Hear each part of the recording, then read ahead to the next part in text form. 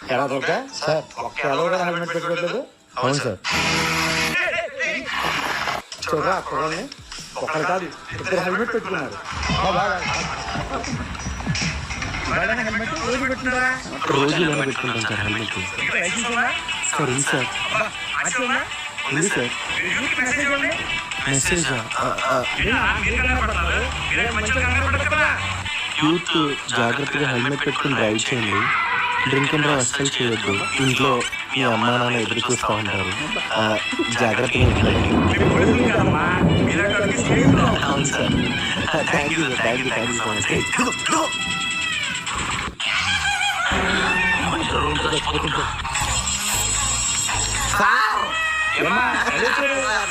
మీ వాళ్ళే సార్ ఇదంతా సాధ్యమైంది.